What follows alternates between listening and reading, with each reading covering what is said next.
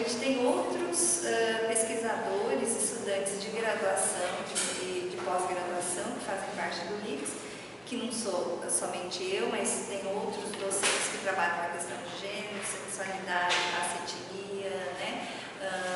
Saúde mental, educação. Então são vários temas, né, que a gente procura, que a gente estuda, mas de uma perspectiva interdisciplinar, né?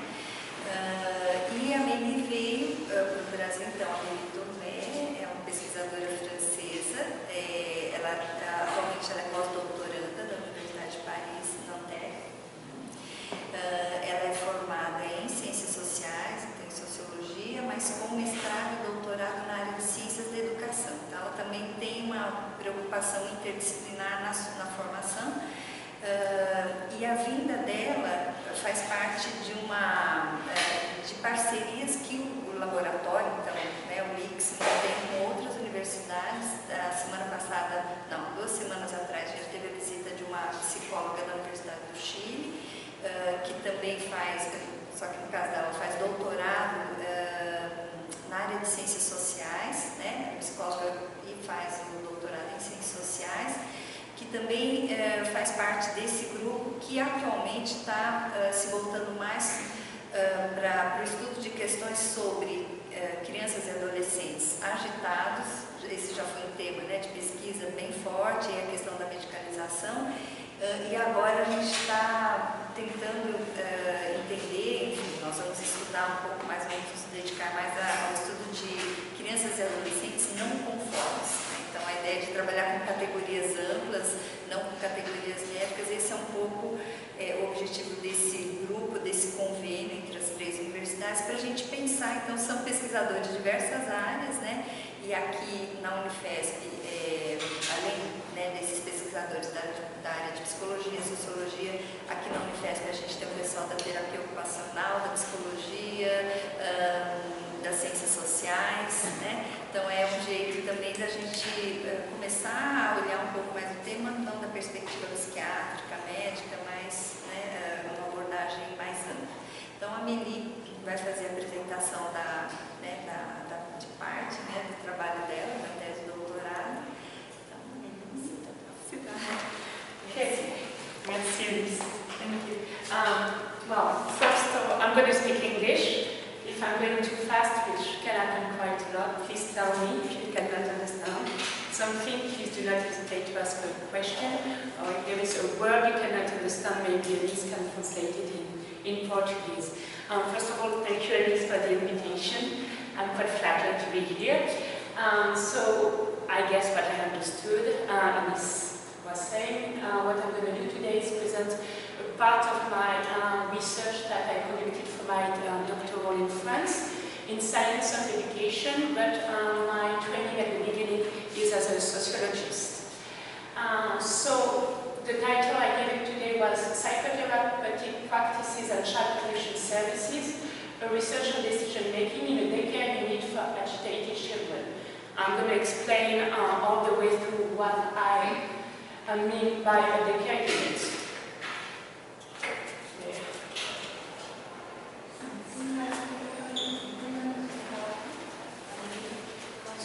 No, it's fine. Just it's great. Okay, so what I'm going to talk about today, what is at stake in this research, different things. First is the question of labelization.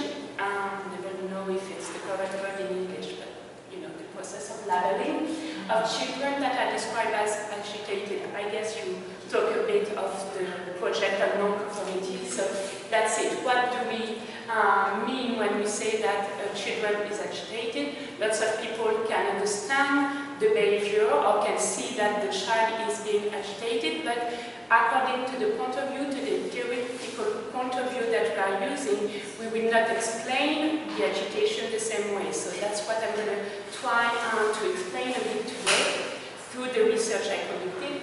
As well, what was at stake in this research was the collaboration between the social workers working in the field of child protection and the worker working in the mental health institution.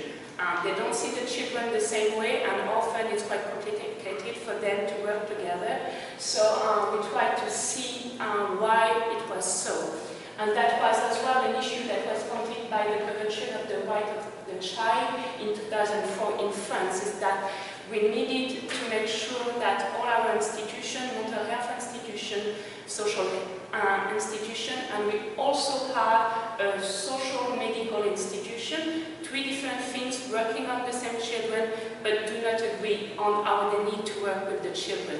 And so it was pointed out by the Convention of the Right of the Children that we needed to work more that those institutions, you're going to see why I use we, those institutions needed to work more together. Am I going too fast? Okay. So that's the presentation I'm going to give. So in 3 parts, in the 4th part, I hope we can more discuss and change. I didn't really do a conclusion, you're going to see. So as it's based on my doctoral research, I'm going to present a part of the methodology. I think you're all in master and in PhDs as well, so I guess it can be interesting as well to see the way I conducted the research. So you're going to see that to collect the data, I had to become a caregiver. That was part of the participatory observation I conducted. I studied the decision process from the decision-making ecology framework that I'm going to present. It's from the United States. And I'm going to get more into details of the daycare unit, what we heard about that, what we mean about that. Then I will present what I was talking about early on, the 3 perspectives to understand or to explain why a child is agitated. Everyone agrees that a child is agitated, but no one will have the same explanation. Why is so? And then I will get more on the result of the PhD, so what we did get a better understanding on. I will go through different situations of children that I followed during my PhD. Yeah, we'll get into that. Okay, so the methodology overview. Before everything, how the PhD was funded. It's quite important to understand all the way that the thesis was built. It's called in France a CIF, so it's a new process that we have, that basically the funding is not given to the PhD student, but it's given to the institution that is going to hire the PhD student to conduct the research for the institution. So I was hired by the institution. They gave me money, and they received from the States half of my salary that they were giving to me. And the idea was that all PhD students cannot become teacher or maître de conférence or I don't know, professor in the university, but the knowledge that you're gaining when you do a PhD can be used by institution, can be used by big company. So we need to promote those type of things. What is quite specific in this type of funding is that the PhD student does not choose completely the subject that he's going to do the research on.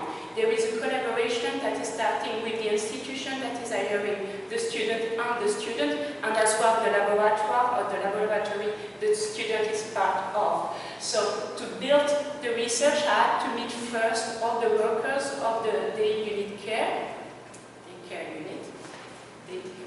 Daycare unit, and then we discussed all together to know why they wanted to hire me. It was quite strange for me. They were all psychologists, and they wanted a sociologist to conduct a research on their practice, but I needed to understand more what they wanted from me. So we meet, and then I understand that they heard about a child that they welcomed years ago, this child that was agitated. I will speak more about all the behavior of the child later.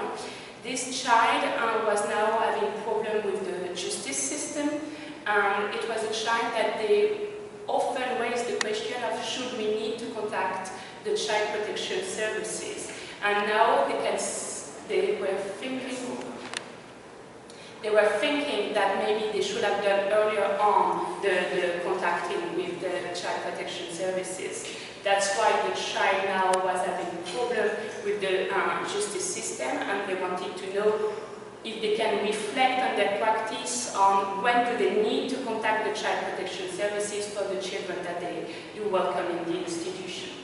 And as well, you're going to see it's a practice that is based on psychoanalysis, so there is a big desire of reflecting on their practice. That's main things for them is what do we do, what we do. What is the meaning behind our action?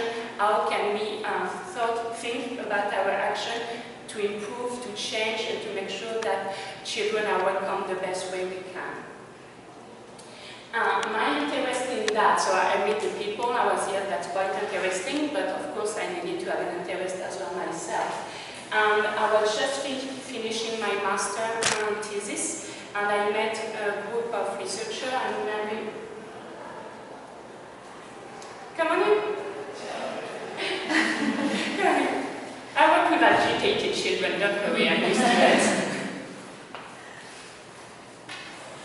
So during the end of my master thesis, I met this group of Americans researchers working on the decision-making ecology in the field of child protection, with the idea to get a better understanding on what do we decide, why do we decide something in the field of child protection.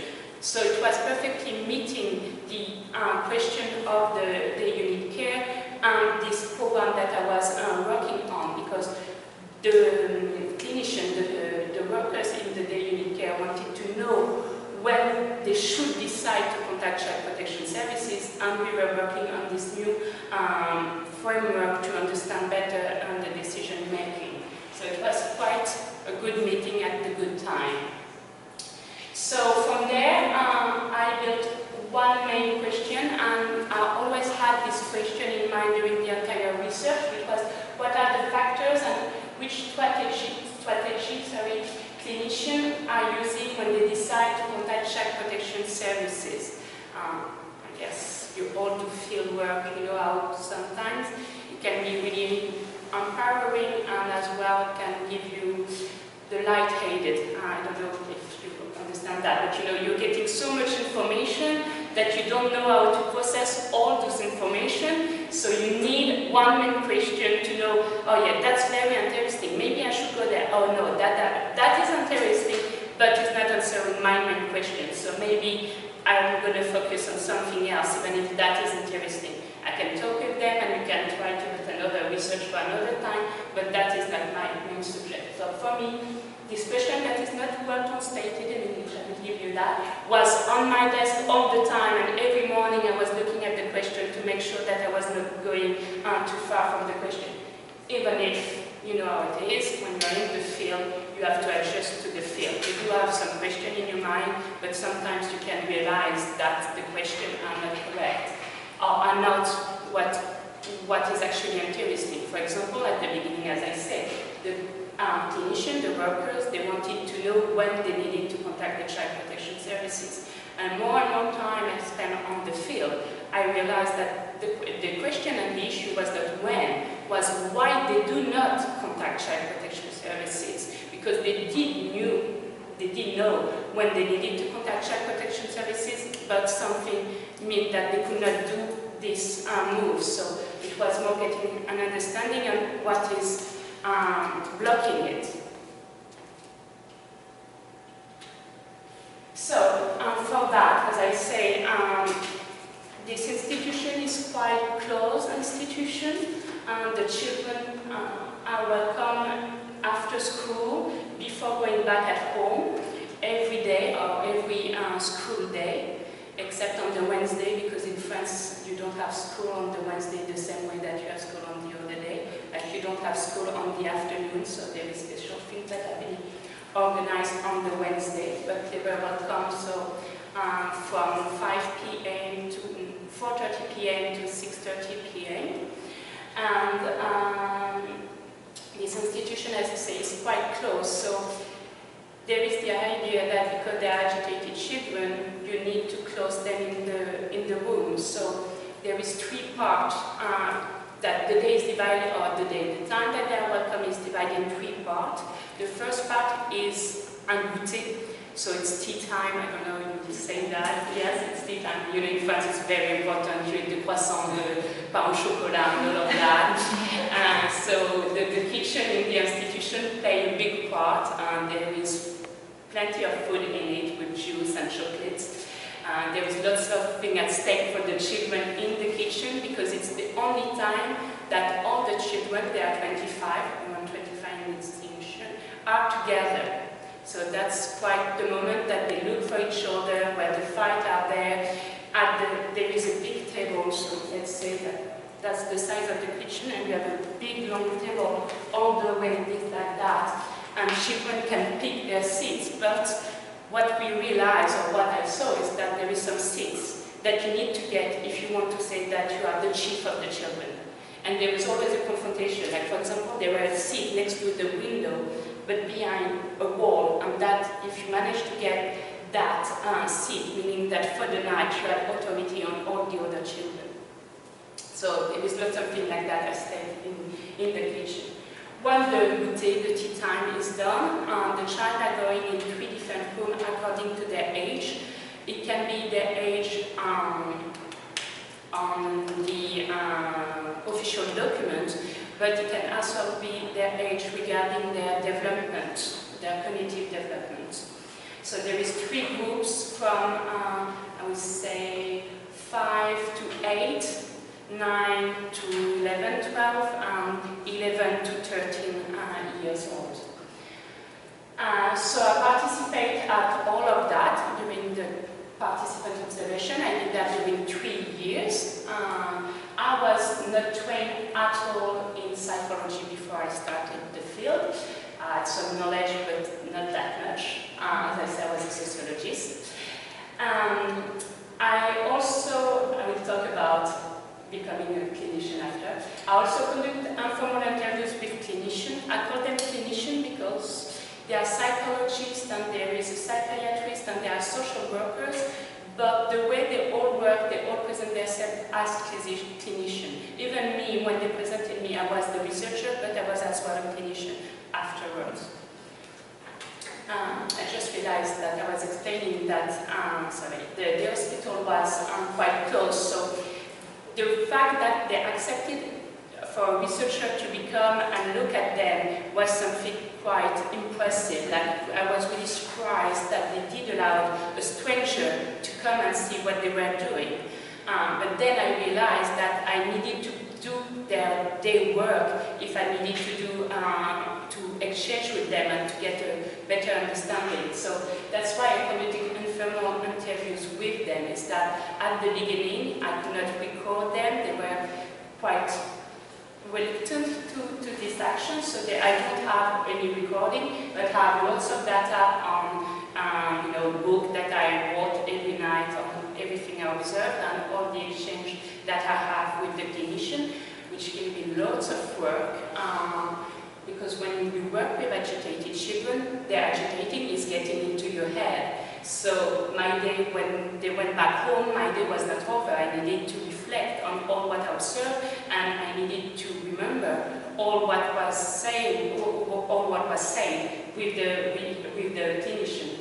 So sometimes I think I miss some data because I was too tired, too exhausted, and too paralyzed because of the behavior of the children. Therefore, that's why in this institution you have a weekly meeting with all the clinicians. So they all work part-time, and I say they must be around 18, clinicians. And they meet during 3 hours, and they speak about the children, and we are really on a psychoanalysis way, so it's talking about what they have experienced, what they have seen in the child, what they think the child means by the behavior that they have, and changing the perspective and the view that they have on the children. The idea is, if you are hungry with a child, you need to express the fact that you are hungry with that child. You don't want to eat it, it's the other one. The H is difficult in French when you speak English, but you need to explain why this child is bothering you at that moment, to be able to change perspective on it, and to be able to welcome him in another way, and to be able to accompany him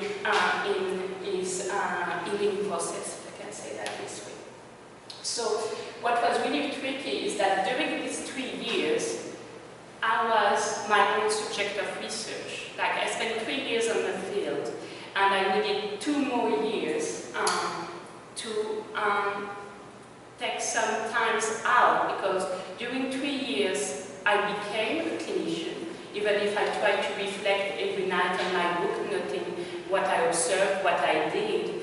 And of course I talked with my PhD supervisor, I talked as well with my fellow PhD colleagues, but I really needed to split the time I spent on the field and be only in the library, rereading everything I wrote to be able to reflect and analyze all of that. And that was, for me, sometimes a bit schizophrenic, because I was having a look of a researcher on my own personality, on my own behavior. So it was like I was my subject of research. So in France we call that a sociologie clinique, so clinical sociology, you know.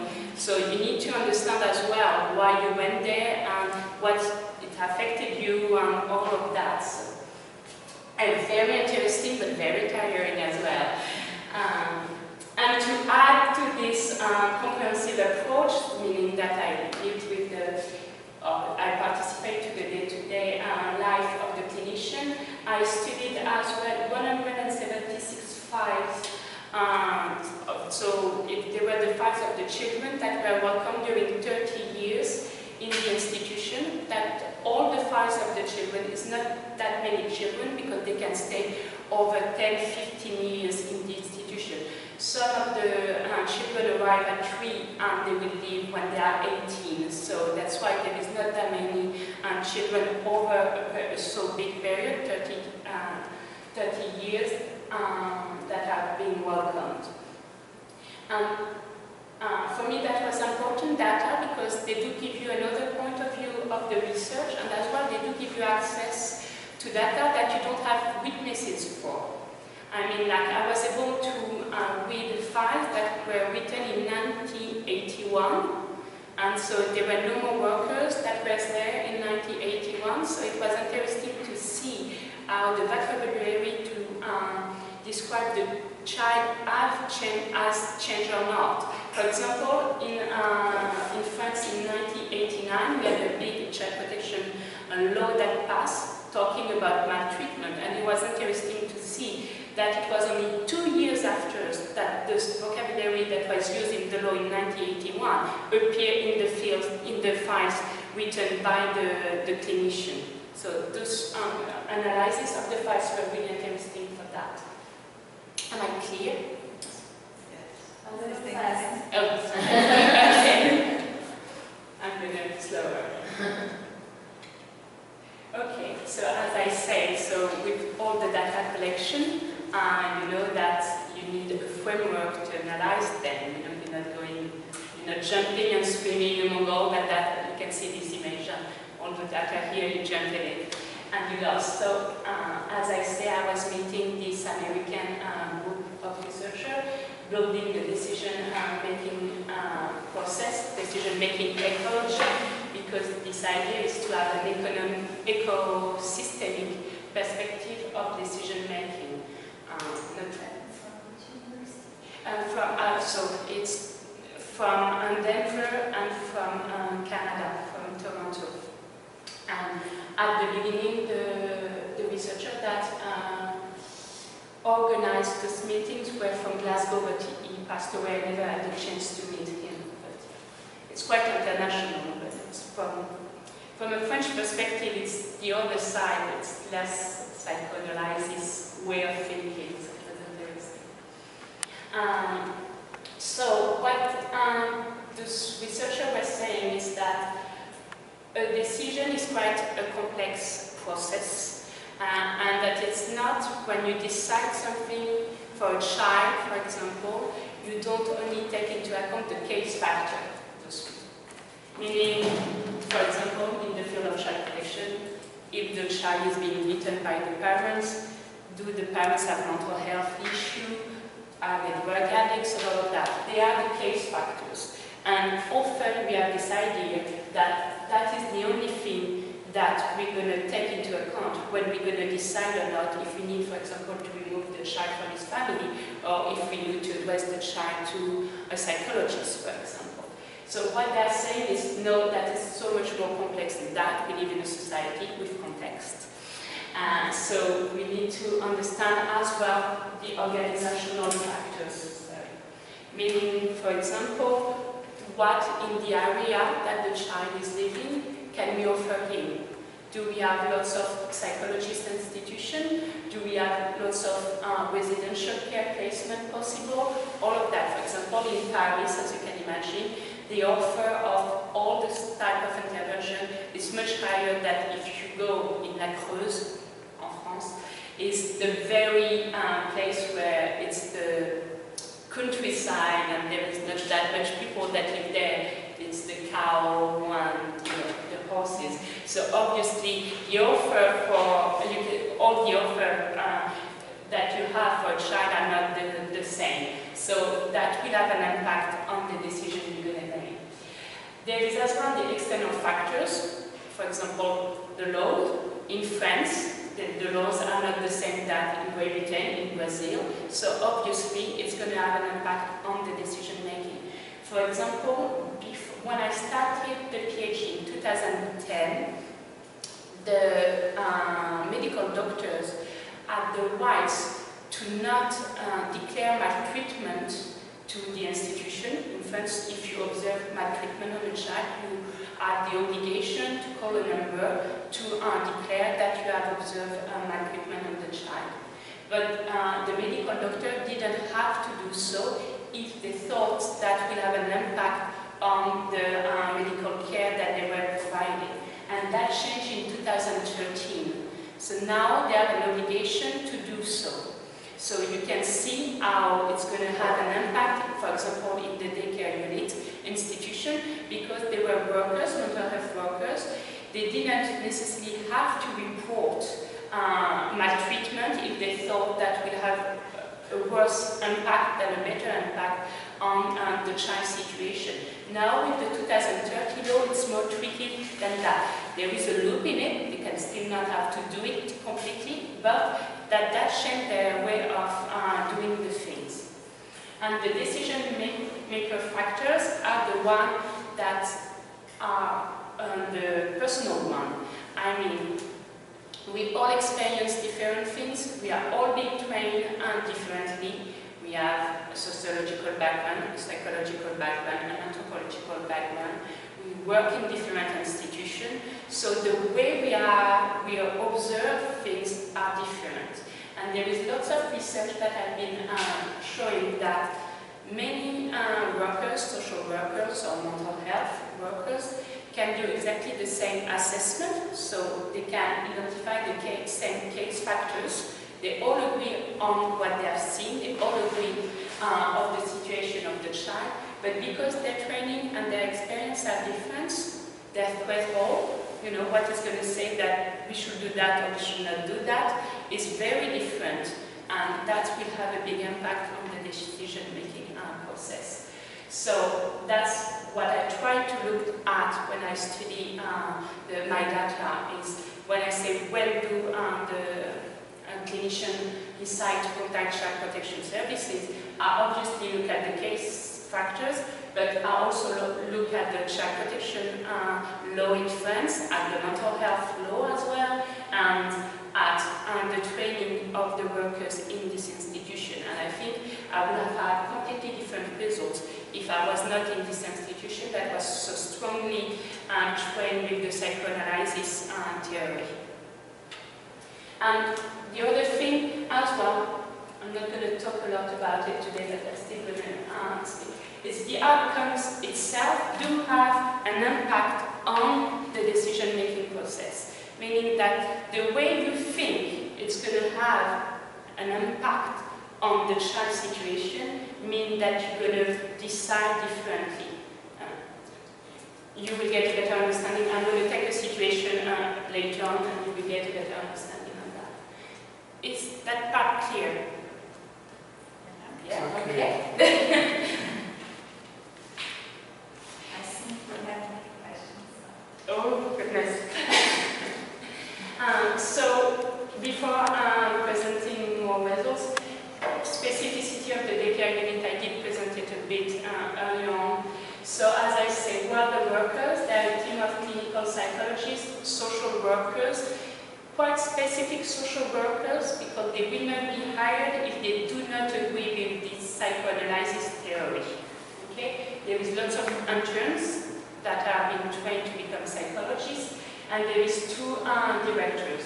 And when I was over there, they were a researcher, and at the end of my 3 years observation, I met the 2 directors, and I told them that I think that in a way they were a bit crazy because I was a sociologist, and the children that they do welcome are quite difficult children to handle, and why did they allow me to participate, in all the activities?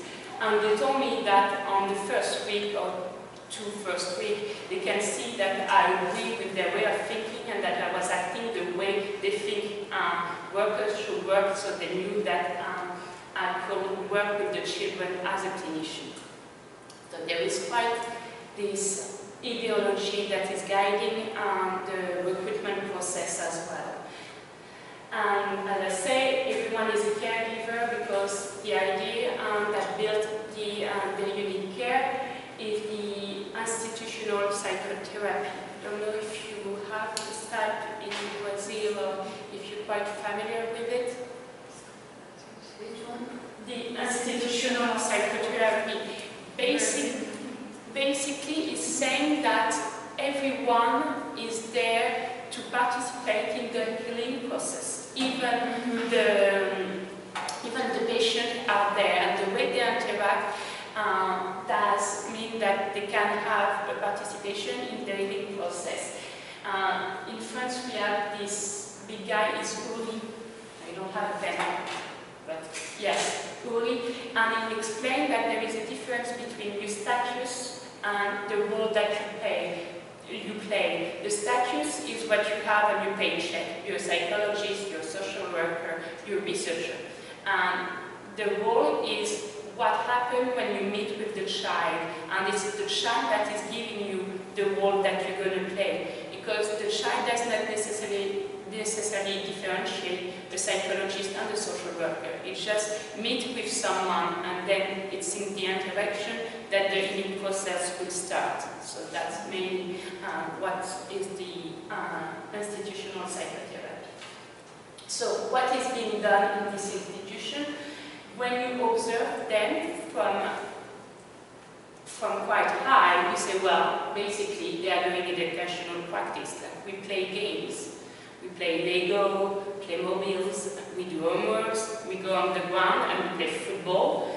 And you just, well, okay, but you've been called a psycho something, so where are the psychotherapeutic practices? And what I understood is that those educational practice, the Lego, or you have Lego in, yeah. It's the same name, and I do guess you have Lego, but I was hoping it was the same word. So, for example, in the Lego is being used as a medium to interact with the child. For example, he can replay what happened in his family with the little tool and the little characters. So that was all those different activities aimed to give opportunity to the child to express himself through those activities. That we're going to see that later on, but because they have experienced so many difficult things when they were young, they cannot really use words to explain. That's the theory of the unit care. They cannot really explain why they are acting the way they are. So all those tools are there to make sure that children can express themselves in a different way that is not too conflictual for them. And as I say, I participate in the weekly meeting, and that's basically when the educational practice becomes psychotherapeutic practice 1, because that's when we give a sense on what happened in the group. During the interaction, we try to give a meaning of the action of the child. You can see I use we because I'm way too infected and still a clinician over there sometimes in my head. But yes. So it's a way as well of thinking together how to heal. one, I remember lots of things, but one experience was I was really, I was going to say pissed off, that's not a good word, but you know the meaning, because that was with a child, like during the entire week, it was really on my nerve. And I think he can feel that he was on my nerve, so every time that we were meeting, it was a conflict. And during the meeting, I explained what I was feeling and all what this child was making me feel. Like he used words to describe myself that was really, deep for me. And so when we talked during this meeting, we changed perspective. And I met the child 2 hours after, so we had the meeting at 1 p.m. The child was there at 4:30, and his behavior with me was completely different. So that was a very experience on how those educational practices that throwing me Lego in my face add more meaning and become, if we have time, I will talk about that. Specific experience I had in this place. Okay, so when do they do it? That I told you earlier on, after school, before going back home to the dinner. Where is it done? As I said earlier on, it's a place where all the doors are closed. So when the child, after the tea time, go back to their group, we all have keys and we close the doors. So. But what is interesting as well is that obviously, yes, the child then cannot escape the room, but us because I wasn't there, us as workers, we cannot escape the room either, so there is something quite intense in this type of practice. But this idea is that the walls themselves, they play a therapeutic things as well. They are used as a therapeutic tools. Like once the director said that the walls of the institution were like the arms of a mother that was carrying his child to make sure that he will get up and up. So there is this idea behind it.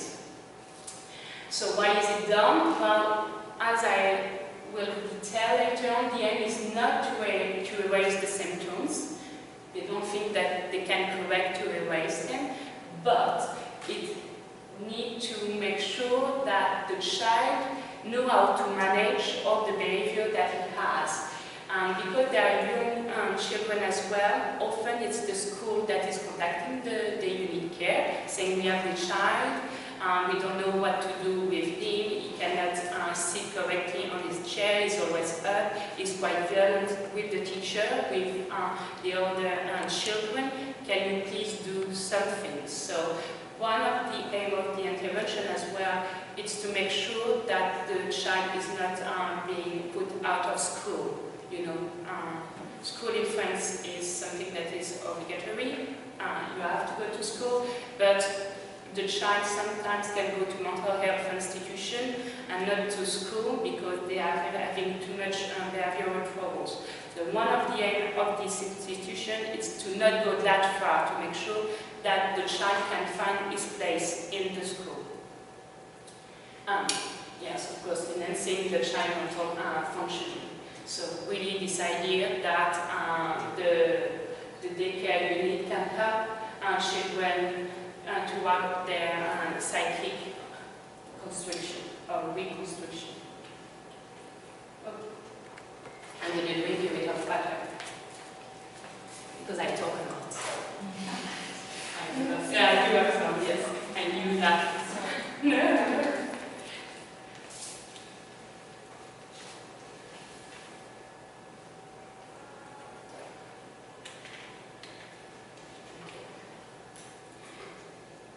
So that my PhD supervisor always say that during research there is the time of the discovery and there is the time of showing what we discovered, and that is not the same. The time of discovery is quite linear, you go from one day to another, and the time that you're going to write your thesis, it's different. You don't say day one I did that and last day I did that. You're trying to mix all together And sometimes that is quite complicated because we are lacking of coherence on what we are doing. So when I started analyzing the data, I was, okay, well, I think I do have a good understanding on the practice of the clinician because, you know, I experienced it during 3 years. But what I can see is that that is not the only theoretical way to see an agitated child, and that's why I had in mind, I don't like this because I don't think it was an hypothesis, but I had in mind that maybe that was one of the explanations of why the clinician could not work with child protection services. So I had a look, at the different way to explain the behavior of the child. And what I saw is that for centuries, since the 19th, everyone agreed to describe, to the adjective we needed to use to describe those children. So they were agitated, unstable, violent, destructive. Everyone agreed with that. In France, the society had a big interest in the 19th century on children, but when it became an object of interest of the psychiatry, it was an object that didn't have its own way of seeing the psychiatry of the child. I mean, basically, we had knowledge at that time on the adult psychiatry, and we were just saying it's the same for the child. And it's from the 20th century with Eunice that played a big part. He was a big psychiatrist in France, saying that children are different, so we cannot say that their disorders are the same than the one we observed in adults. So that was it opened a new perspective, and that created what we have in France, the neuropsychiatry of the child, ou la neuropsychiatrie, ou la pédopsychiatrie. So, child. And from that moment, I don't know if Truffaut is big in Brazil, the movie maker. No? Okay. Well, I will skip that reference then. But at that time, there were different ways of understanding the child that's starting to be in opposition. There were a part that were explaining the mental disorder from more biological explanation approach, saying that, for example, there was something that were not functioning correctly in the brain. And there were as well another part saying that it was more an educational problems, that the way that we educated the child were different. And from this heritage, there were 3 approaches that are now quite dominant in France and in conflict. The psychodynamic perspective one, which is the one that is used in the unit care and in the prisons, the neurobiological one, and the social perspective one. So the psychodynamic perspective is that agitation is understood from a dynamic conception, meaning that behind the child behavior there is a meaning. He is trying to tell us something. So being agitated is a symptom, but it's not a pathology itself. Okay? So behind it there is something else. So there, the agitation is understood from a psychoanalytical approach in this daycare unit. I'm going to get more into details there, meaning that children during their first year of life have experienced many disruptions. So they live with the mother, and then they live with the father, or they were separated of the father and the mother to go and live with the grandparents, or because they were placed in an institution. They experience maltreatment, physical maltreatment, psychological maltreatment, sexual maltreatment, and as well neglect. So that means that they grow up in a paradoxical context, meaning that the parents that are supposed to be the protective carer, you know, the one that gives to the child what they needed, were as well the abusive one. So the child doesn't know what is good or what, I really simplify that, I'm really sorry, but it's to make it understandable. They don't know what is good and what is bad, because what is bad for them is supposed to be good, and they know that they have a special needs with their parents. So from that, they built what is being called manic defensive. I guess you know a bit more than me about that. And the idea is that when they are being agitated or when they are being violent, they are attacking the link between the person, but not the person himself. For example, and that was all what was the weekly meeting, when a child spit at you, it's not that he's, you can see your face. Wow.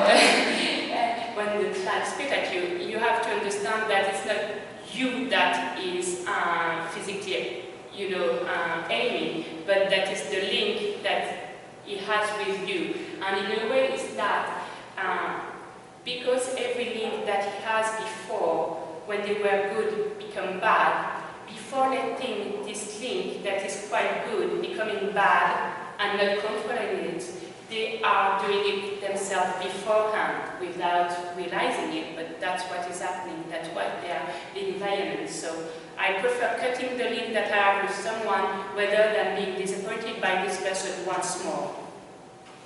So that's why this early relation trauma leads to violence, aggressive behavior, and agitated behavior. From a neurobiological perspective, I'm not going to be too long on that, because next Tuesday, not tomorrow, but next Tuesday, I do my own promotion. Next Tuesday, I'm going to do another presentation, which is more based on the neurobiological perspective, on the research that conducted as a big team. And for that part, I was doing an observation in the cabinet, or in the cabinet, of psychiatrists that do prescribe medication. So that are completely different perspective and view than the unit care, and have a neurobiological perspective. So if you're interested by that, you need to come next Tuesday. The 11th at 5 p.m. I'm going to invite her. But so this idea is that how did we arrive there? In the 20s, internationally, there were outbreak on encephalitis. Encephalitis is something that happens in your brain. Okay. And what they discovered is that it can be cured using amphetamines, speed. And 10, 20 years later on, there was a guy, a researcher named Wadley, and he did a link between the behavior that was observed in the children that were affected with the encephalitis, and the children that teachers report as having behavior that are unstable at school. So what they decided to do is to create a new medicine, but still that are amphetamines, and to give it to the child, to children that were being described as unstable. So from there, what they didn't have really medical results, but the teachers say that the behavior of the children that did receive the medication were getting better. So the idea becomes that we can explain agitation as a pathology, as a neurobiology pathology, because there is a deficit of dopamine in the brain, and that the amphetamine, so basically there is something that is not working correctly in the brain. I'm not really good in biology, but something that is not working really good in the brain, that means the child is being agitated, and by giving the amphetamine, you are stimulating the brain that is in the child. Often it can be said that if you want to know if a child is what they call ADHD, you can give him a cup of coffee. Normally coffee, it's a way of saying the things. Don't do that. But normally the cup of coffee, because of the caffeine, it will agitate the child. But normally, if the child is ADHD, it will do the same effect that the amphetamine. It will stimulate the brain, so it will ease the child. But don't do that if you have children. You should not give coffee to children. And the other perspective I'm going to present is the social one, which is the one that is more used by the child protection services. And in France, we have Rousseau, philosopher. I guess you know Rousseau there. And in 1762, he wrote this very famous book, Émile de l'Éducation, and it was a book explaining that children can be educated. Before that, this idea was not common, but Rousseau explained that this little thing that we're going to become an adult can be taught things and can be educated. And that's from that the social perspective was built on. And in the beginning of the 20th century in France and in the US, that I know of, I guess, in many other places as well, the society had to face a problem of delinquency. And so for me, again, that is something very interesting because we're saying that children are delinquent, we're saying that children have mental health problems, but often they are the same children, except that we don't look at them the same way. But from the social perspective, there were many research conducted to try to link the behavior of the child with the educational practice of the parents.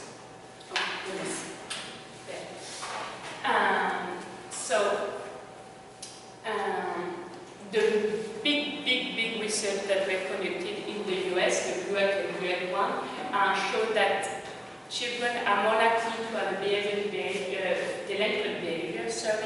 if they live in a family with an unstable economical situation, where the father is absent, where the educational practice are too strict or too permissive. And it's always funny when I say that in front of people, because for me it seems so evident, but at that time it was not. And they were also saying, I didn't put it there, that the children are more likely to have delinquent behavior if they move more often from one place to another. And as I have some Zigan origin, it's always quite Zigan, travelers, people that live in caravans. It's always quite difficult for me, I think, to hear that. But yeah. So from there, we had Beaumorin that created a classification and that were quite used from the sociological perspective. Beaumorin defined 3 parental models. So basically what was done is that on one side you have control, so if the parent is highly controlling or lowly controlling the behavior of the child, and support. Is the parent supporting the child in what he wants to do or not? And from that, so 3 parental models were defined. The authoritative one, so high control and low support, so the parents do not listen really what the child wants and is controlling everything that the child is doing. Permissive model is the opposite. There is low control and we listen sometimes a bit too much the desire of the child. And the democratic model, where the control is high, but as well the support is high. And from this classification, many research were conducted. I skip a lot, but if you want more details on this research, please do not hesitate to ask. Show that children are less likely to be agitated when parents are supporting. When they listen to what they want, but still need some part of control. And they are more likely to have behavioral problems when parents and children interaction are most likely to be punitive. Again, when I say that, it seems quite evident now, but it's data that we still need to hear sometimes. So this idea was, what I say, what you could see is that from the psychoanalysis practice, so what needed to be done, what is being done in the daycare unit. From the social perspective, what needs to be done is support the parents in their educational practice. That's why it's more the entrance that we have the child protection services when they look at children with agitated behavior. Any question? Still going too fast? Okay. I can see the time as well.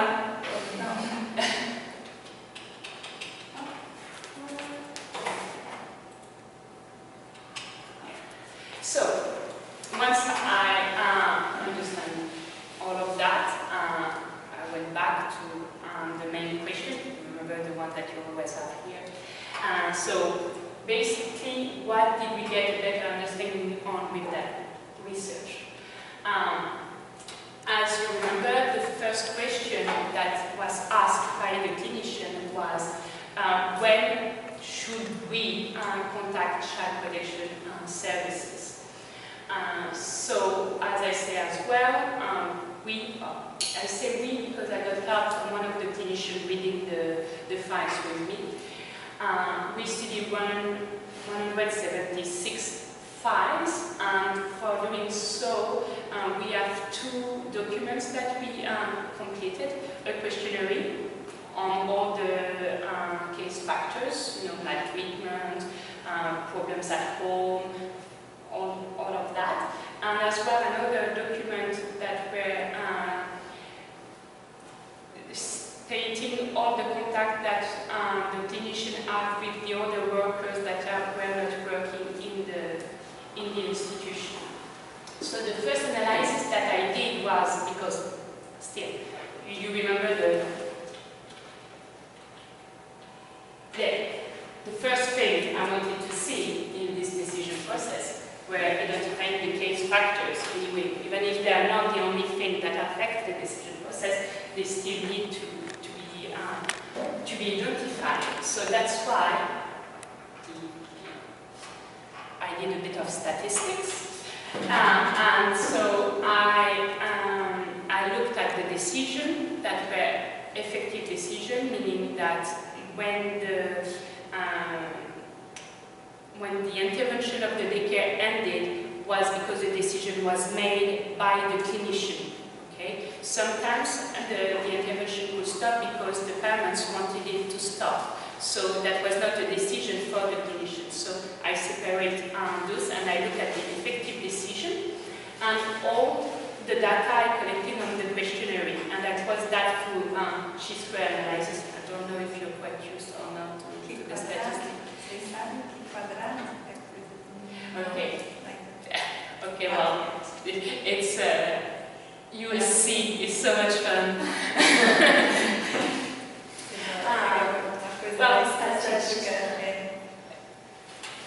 Okay. So, what basically, to summarize it, what I noticed there was that the household difficulties did not have an impact on the decision to contact the child protection services. The children characteristic didn't have either, which can be quite understood because well, the daycare unit is there to work with the children. And there were limited impact of the relationship between the parents and the children. So when it was conflictual, that could lead to contact child protection services. The only case factor that was really significant to contact child protection services, that will not surprise anyone, I guess, is the physical maltreatment. When this physical maltreatment was quite high, it was clear for the clinician that they needed to contact child protection services. But it's as well the most easy way, or the most easy argument you can have. I mean, in terms of, for example, psychological maltreatment, it is quite difficult to explain to a judge that a child needs to be placed because there is psychological maltreatment. For physical maltreatment, you can see the damage on the body of the child child. So that's, I think, as well why it was quite significant in the files. It's maybe one of the limitations of theirs that it was the decision of the social workers, of the clinician workers to contact child protection services. But you remember, I'm going to come back on that, when I say about the outcomes, they did it when they were physical maltreatment because they knew that what they decided, meaning that the child needed to be placed, will be followed by the person that could impose that to the parents, the judge. Okay, so 176 files, so many hours of reading to arrive to that conclusion, meaning there is nothing concluded that are quite significant. But obviously, the participant observation was quite more productive and explained more things. So I'm going to present Anna, so French situation. I changed the name, I think I think Anna just for me. So, Anna. So it's when I was in 2010, so when I arrived at the unit care, it was not his first time at the day unit care. He was there 3 years before, but his father stopped the intervention because they divorced, the parents divorced, and the mother and the father did not live in the same city. The father said that the institution was not able to cure the child and that himself will do better. So he took his child and went with the child to the other city.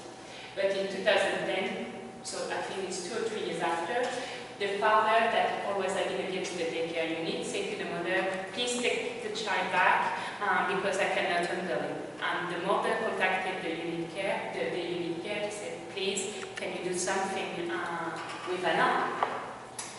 What was observed from the clinician perspective was lots of physical violence on Anna. The mother remarried at that time, so the child was being beaten by the father and by the stepfather as well. And there were also lots of conjugal violence, so the mother and the stepfather were fighting quite a lot, and with the father as well. So at that time, the clinicians say that, well, you know what, home is not a safe environment. We need to contact child protection services, or should we need to contact child protection services? I have plenty of notes here that I haven't been away, but if you want, I can give you more details later on exactly all the statements that happened. But, so they saw that, and they say, the environment is not safe. In France, when you contact child protection services, you have different types of intervention. We have what we call home-based intervention, so the child will remain at home, but the social worker, I don't know if it's the same in Brazil, it's not the same everywhere. So there is a social worker visiting the parents and the child quite frequently, and it's more an educational support. But the idea is that because the clinicians are kind of already doing that, when they contact child protection services, it's because they want the child to be placed, to be removed from his family.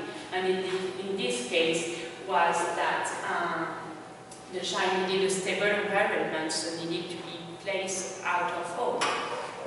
And there, the director of the unit care wrote a request to the judge. I'm going to read the words because I do not remember them fully. I'm almost done. We can go on and wait. So the director wrote a letter to the judge which pointed out the difficulties of the child, such as his learning disabilities, the complex familial environment, what was done inside the institution that he explained, and the necessity of placement as the family environment and Anna's behavior have been deteriorated still from when he started in the institution. He used terms such as no secure environment. Anna cannot build a reassuring and reliable image of his parents. Image needed to be shaped his personality. The first consequences of this deterioration is an cognitive process and lead to a risk of deficiency. So pointed out for the judges. So what we see here is that there are three main things that lead the clinician to contact child protection services is neglect. We can see that in the letter that was written by the director, but with all, after work with all the team.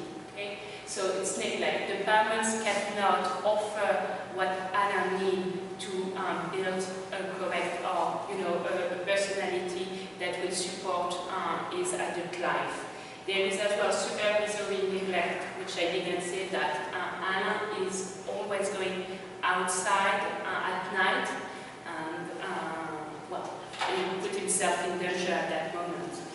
And there is as well another thing I'm not going to talk because I don't have time, but it was quite important in it, is when the parents put at stake the therapeutic care. There is this idea that when parents are not able to reflect on their parental practice, then the clinician will request a placement. Is that the clinician works with the parents, and if the parents are not able to reflect or to say, yes, I do have problems, blah, blah, blah, blah, blah, that is due to really going through almost like a psychoanalysis therapy, then they will request a placement because they think they cannot help the parents anymore and nothing more can be done, so the child needs to be placed. I think I said what I wanted to say there, yes. So I identified that, and then I went as well to understand a bit further. So, okay, they do have a threshold, so they know when they are contacting the child protection services. And when I was talking with the clinician, I can see that often they were, oh my God, this child needs child protection intervention, but they were not going through that. So I tried to understand why. So I'm going to present Denis' situation because it does illustrate that problem quite well. So Denis arrived at the daycare unit when he was 5. Okay. His behavior was described as impulsive and frantic. He doesn't know who is his dad, and he lives with the mother and with his mother and his brother. Okay. He has issue to deal with conflict. Okay. He does not suffer frustration. So every time that he is not happy or there is a conflict, he will have a passage à l'acte, so he will have a violent action. There is already a child protection services intervention, which is built on phase 1 for Denis, but they both agree, the clinician and child protection services, that Denis needed more, that he needs to be placed, to be removed from his family. But it does need to be placed, but not fully. That's something quite new now. We had a law in France in 2007, which created plenty of new way of intervention. And we have what we call un placement séquentiel, meaning that the child is being placed, but not all the time. And for Denis, what was decided is that Denis should stay with his mother and his brother during the weekday, because he's going at school, so there is not too much danger there. And after school, he's going to the day unit care, so there is no danger, and he's getting treatment as well. And he should be placed during weekends, because it is at that time that there is danger. What I did not say is that Denis' mother has a chaotic life. She was a prostitute at some stage. She lived in a basement, and she now has lots of health issues, especially cardiac issues. And what was the thing that really made child protection services and clinicians decide to do the placement was when Denis came to the institution, to the day unit care institution, with the medicine of the mother for a heart problem. And he was threatening the workers to take some of it, which could have been really dangerous for them. So, Child protection services and clinician for once agree what is needed to be done. Okay, this is displacement, but this basic displacement. There is few places in Paris that do that, but they have the right to say no. They don't have, the places are limited, so they can kind of pick the children that they are going to welcome in their institution. And the problem is that they didn't agree for the need to go in that place. Okay, so the child protection services, the people that were doing the home-based intervention, looked for a new solution, and they find a new residential care, but that's when the problem started. They were saying that the need will be placed during the weekday, and during weekend it will go back in its mother and mother home, which for the clinician was completely unacceptable, because that was still putting him as much into danger than before. It's this kind of situation that are quite frequent in the unit care that lead to a negative representation of the child protection services by the clinician. There is this idea of Berger and Luckman, two sociologists, American sociologists. Berger, Luckman, yes. They are saying that there is a processus d'accoutumance, which I always have troubles to translate in English, which is completely silly because they do write in English. I should just go and check. Processus d'accoutumance.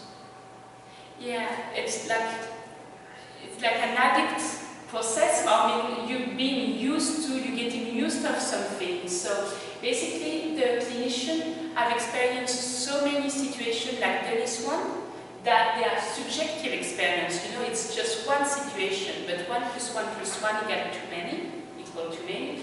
And they transform those bad situations, those subjective experience, have objective facts. Meaning that we have different bad experience, so child protection services are incompetent, and that becomes in the head an objective fact. That's something that we know, because they have all those subjective experience. And that's why you remember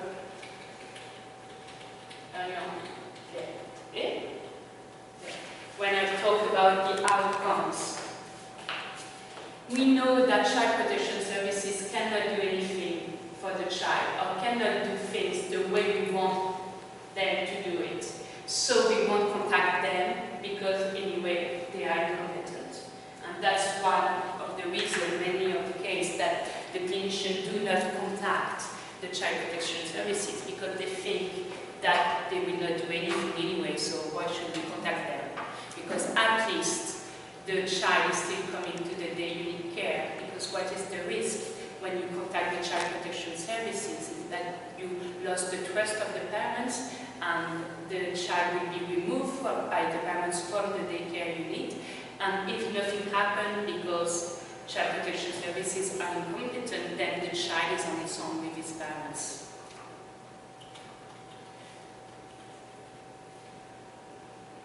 But what that allowed us to understand as well is that the clinician and the child protection services, they have a rationality of action from Weber,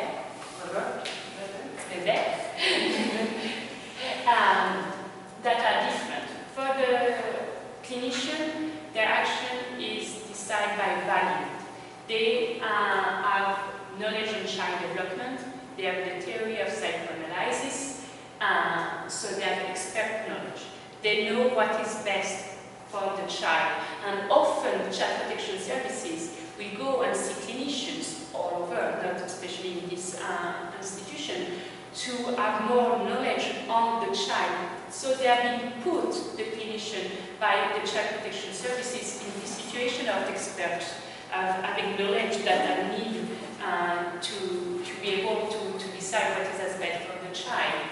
So when the clinician, they take contact with child protection services, is because they have identified what would be at best for the child. But the child protection services, their rationality of action is like finality. Remember the social perspective. The problem, they there is a link between the educational practice and the behavior of the child. So when the child arrives in this kind of situation, the child needs to be removed. It does not matter if it's in the best condition or not, because removing the child is the best solution, and not the way it's going to be done. They also have what the clinician have is the knowledge of networks. Remember again, if I come back there. When I say the outcomes and I say that, the organizational factors, according to where you live, you don't have the same offer of institution. So the child protection services workers, they do have this knowledge. They know where there is places that can welcome the children. And so sometimes they will say, yes, it's not the best, but this is what is possible. And that's why they do not work together, because the clinician, they have this idealistic view of what needs to be done for the child, and if it cannot be achieved, the child should not be removed. Well, for the child protection services, there is this way that, well, what is needed is a placement. Well, maybe it's not the best institution, but we can do it another way. Just to finish on the situation, I live at the Eunice institution in 2013, and that's when Denise's situation, we were talking about removing him from the family. We are now in 2018, and Denise is still in the Eunice intervention and still haven't been placed. Just showing that even when they do it, when something is complicated to work together.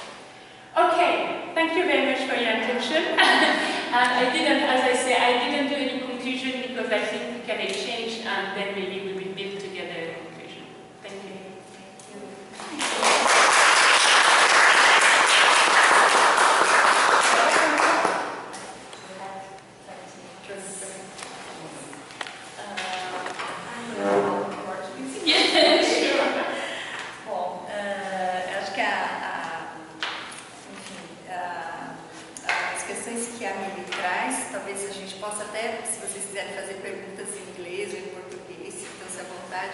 Mas é interessante porque ela faz uma comparação entre duas racionalidades, uma do serviço de saúde e também, já pensando no serviço de saúde, o que é essa unidade de daycare, que aqui a gente tem, será que é semelhante ao que nós temos de uma unidade de saúde, pensando na saúde mental, como eu fiquei pensando um pouco como hospital dia, algo,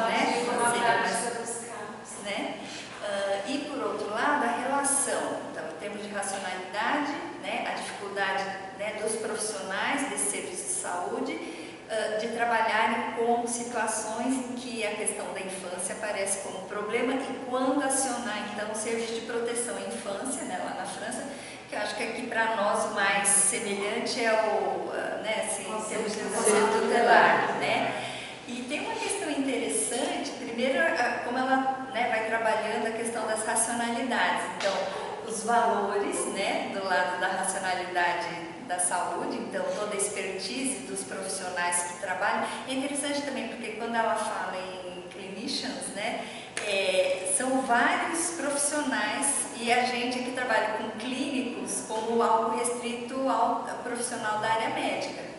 Agora e os profissionais da área da assistência com uma outra racionalidade que não é daquela certeza do que se faz baseado em valores de comportamentos infantis que devem se adequar a um certo padrão de normalidade, enfim, mas para os profissionais da área da assistência é uma ideia do que é possível pensando no contexto das crianças. Então acho que tem várias questões que eu fico pensando, não sei como é que foi para vocês escutá-la, mas eu fico pensando primeiro nas questões institucionais, de quem são os profissionais que ocupam esses lugares, e da dificuldade dessa relação. E a outra, comparando os dois países, quer dizer, eu não sei o quanto dá para a gente pensar numa comparação quantos profissionais da área de saúde mental tem no Brasil, aí pensando se é o CAPS, e depois a relação em rede, né, do que a gente chama de rede de atenção psicossocial, que aí tem uma outra compreensão, pensando, né, na assistência, né, em outros atores que estão envolvidos, né.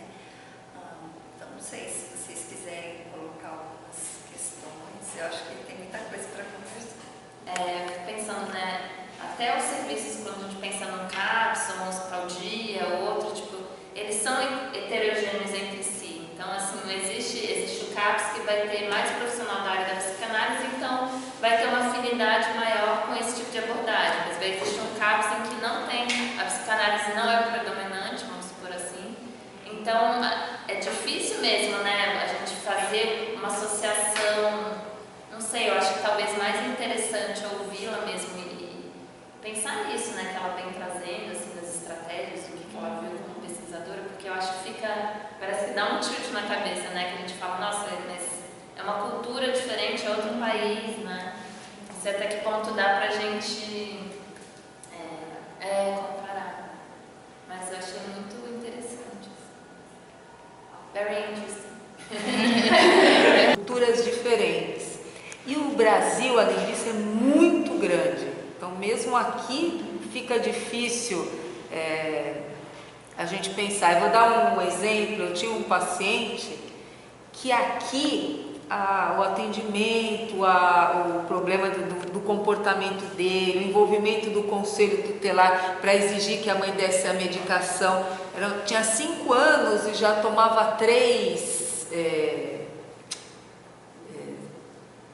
medicamento, 3, e um aqui só dá para adulto, ele tomava lítio já, com 5 anos de idade. Menino que a escola, que aí entra a questão, né, da escola, dizia que ele era surto e foi dosando a medicação, chegou no limite de adulto. A mãe não aguentou, voltou para o Nordeste, essa criança Eunice, se comunica pelo WhatsApp comigo. O menino está ótimo. Lá. Mudou de local, a escola lá, a exigência é outra, o espaço, ele morava em apartamento, agora ele mora numa chácara enorme, o menino emagreceu, o menino não que totalmente tirou, né, porque as sequelas já foram a medicação, mas o menino mudou. Então, até por ser diferentes serviços, e aqui o Brasil ser grande, diferentes exigências culturais diferentes, esse menino lá é outra criança. E aqui não, né? Aqui, Sudeste, perto, a exigência foi maior, ele não aguentou, a família não aguentou. Mesmo com o serviço tentando dar o suporte. E mesmo com a atuação do Conselho Tutelar, teve também junto com a Conselho Tutelar, que garantisse, tudo bem, esse direito da criança na escola, mas começou por conta de dizer, toda vez que surtava, diariamente, a mãe era chamada e a criança saía da escola para buscar na escola. Mas o conselho, se a mãe, né, o conselho exigia que a mãe levasse no atendimento médico, que essa criança fosse medicada, e como não via resultado, né, como se a mãe estivesse negligenciando, achava nem que ela desse aquele remédio, estava achando que ela não dava, porque o menino realmente não respondia, não houve uma melhora, e ele estava ficando sem escola, era ligado diariamente para que ela fosse buscar. Work with social inclusion and with children that have this behavior issues, like agitated children. That's like everything you said. It's really similar to the children that I work with now. And when we get the school reports, usually they say the child is not learning because she's agitated. She doesn't stay at the classroom. She can't stay in group. She can't really interact with other child. And mostly these are the issues we get. And we don't make diagnosis. We don't do that. We just like point some things. We work with the families, the schools, and sometimes we talk with the schools and say, oh, so we talked to this mother, to the mother of this child, and she said this and that, and we try to make school, health services, and families to talk. You know, it's really hard because each service is different. It's really many services they don't have all professionals, so sometimes the children have something. The issue is communication. She can't really communicate, but communicate is always linked with behavior issues. So if you don't have a phonoaudiólogo, it's hard because you need the support of this professional so the children can start talking more. And I don't have really a question. I'm just commenting because it has everything to do with what I do in my job. And it's really hard because the school is always asking us, so what do I do? What are the strategies? But sometimes I see the child one time. I stay with the child like 30 minutes and that's it. So I can't really say many things about this child, you know. I just observe, I play a little bit with, and if I think there's something really like strange, and then we call a service, a mental health service, and we do the, I don't know how to say, encaminhamento, vocês sabem falar?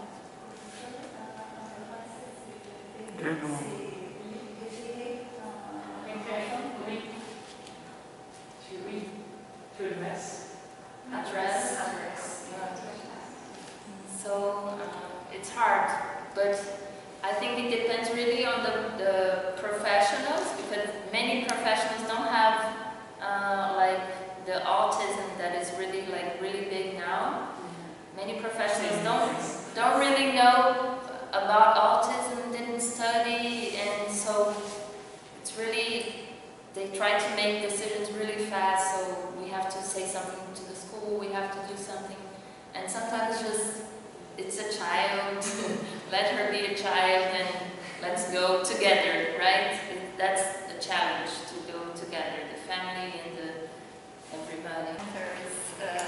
What I said first was how important was your presentation for us, because we can see another experience.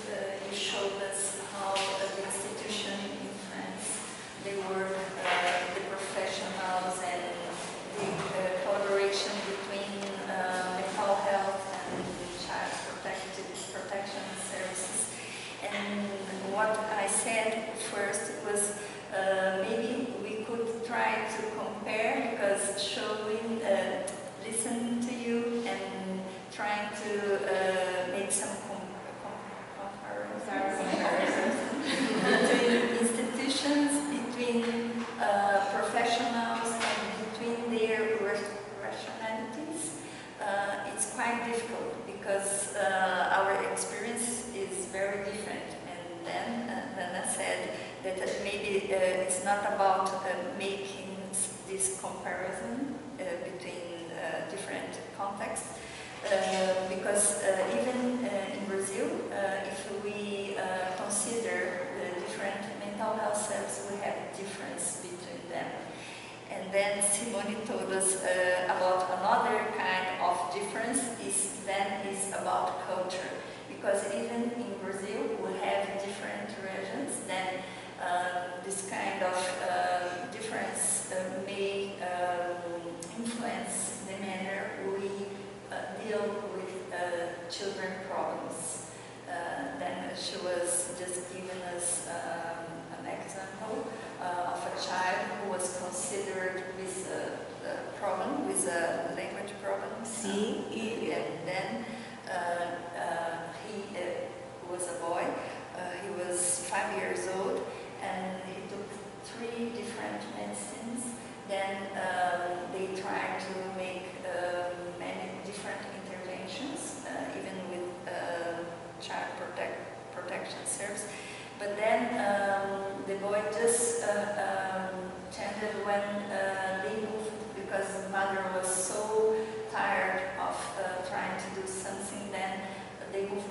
northeast of Brazil, and then he presented some improvements. Yeah. And I think these are some questions. I think it's the same in France in terms of if you are in the north or if you are in the south or if you are in Paris, you will have the differences as well. And that's as well linked with, in France, you know, we have different departments. Yes, department. And the departments, they are in charge of organizing child protection services, not mental health. It's another another shape that are organizing mental health.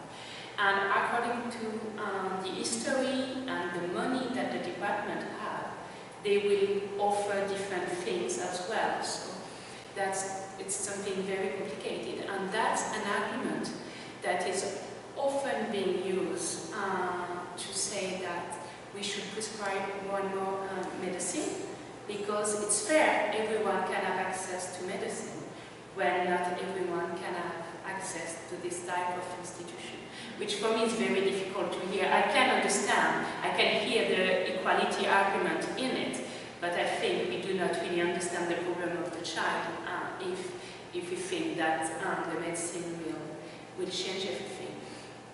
And what I was thinking as well of what you were saying, of more and more I think we live in society that it's going faster and faster and faster.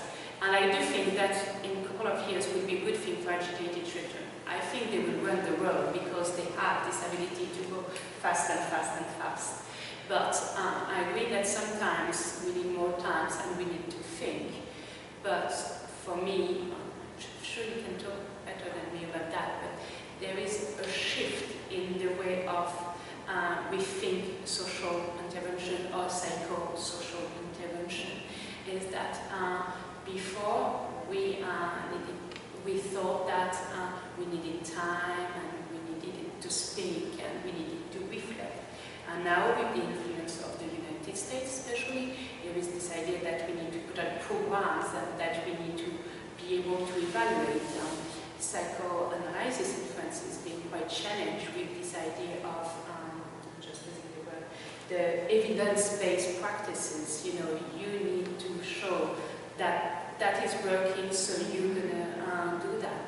And for me, that's a completely change of society. I mean, it's a new view of the child, it's the new view of the social workers, it's the new view of what being a human is. And you don't necessarily need to reflect on what you are, but you need to know what you want to become.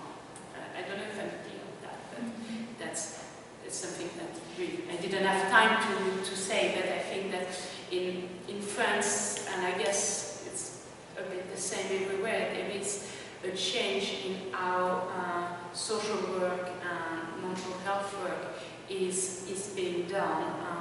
Before,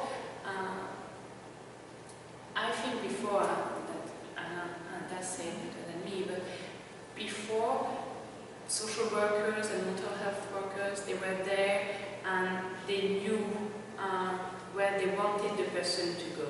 And now they're not there for that, they are there to accompany the children or the parents or the people that are in need to where they want to go. And I think we're adding a much more difficult things on the shoulder of the parents and of the child, because we're asking them, so what do you want when they cannot think? So that's a big change as well. And I agree we need more time to think, but it's getting more and more difficult, and that's why we are doing more programs and evidence-based practices. Thank you very much. And if you have any question, you can still send me an email. We can continue. Yes. I love your presentation and your results is very interesting. I think we will to talk about it because my research is in the place